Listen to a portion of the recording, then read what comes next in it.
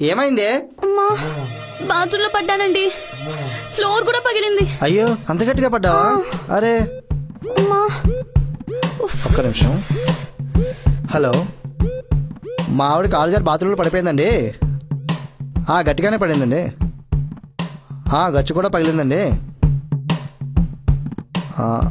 ఎంతసేపట్లో వస్తారు? అమ్మా గంటలో వచ్చేస్తారా? సరే అండి. అమ్మా ఈ మాత్రం దానికి డాక్టర్ ఎందుకులేండి? నేను చేసింది మేస్త్రికి, డాక్టర్ గారిని కాల్ చేయమంటావు ఏంటి?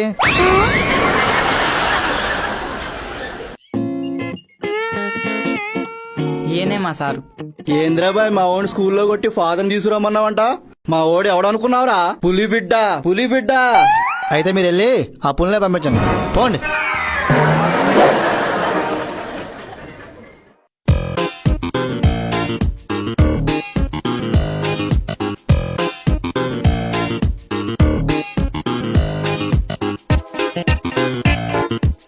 ఇంతకీ నేను అడిగింది తెచ్చారా? ఏంటది? అదేనండి, 4 రోజులైంది మనం కొత్తింటికి వచ్చి. ఒక దిష్టి బొమ్మ తీసుకురమ్మని ఎన్నిసార్లు చెప్పాను. అదా తెచ్చా, ల్యాప్టాప్ బ్యాగ్ లో ఉంది.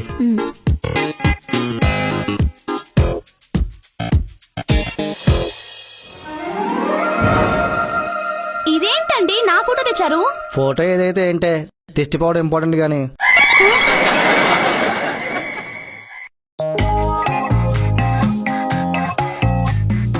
ఏంటి బావ, ఎంతవరకు వచ్చి నీ రైటర్ ప్రయత్నాలు? జరుగుతున్నాయి బా, చూడాలి ఏమవుతుందో. ఏం పర్లేదు బావా, ఒక్క కథ హిట్ కొట్టావంటే నీ లైఫే చేంజ్ అయిపోద్ది. మరి నా దగ్గర 4-5 కథలు ఉన్నాయి బా. మడిచి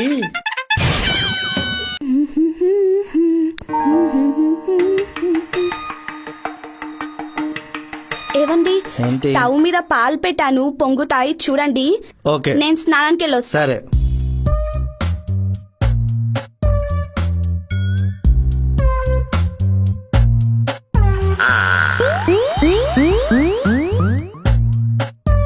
ఏవండి, పాలు పొంగాయా?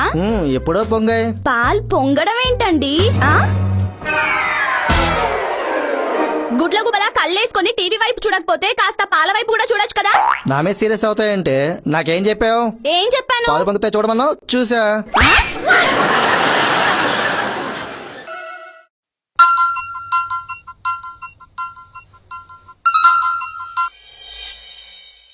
హలో హలో హలో, రమేష్ గారండి. నేను రమేష్ గారిని బూరిని కాదండి, రమేష్ అంతే. పేపర్లో మీ యాడ్ చూసి ఫోన్ చేశానండి. మీ బైక్ అంతా అన్నారు కదండి. అవునండి, చెప్పండి. నేను ఆఫీస్కి వెళ్ళాలంటే బాగా ఇబ్బంది అయిపోతుందండి. ఎందుకంటే మా ఇంటికాడ నుంచి ఆఫీస్కి 30 కిలోమీటర్లు వెళ్ళాలండి. నో ప్రాబ్లం అండి, నా బైక్ కొనుక్కోండి, 70 కిలోమీటర్స్ ఉంది. అయ్యి బాబోయ్ 70 కిలోమీటర్లు అండి. అయ్యి బాబోయ్ 70 కిలోమీటర్లు అంటే బాగా దూరం అయిపోతుంది కదండి. నేను బస్కి వెళ్ళిపోతానండి. ఏవండి, ఏంటి?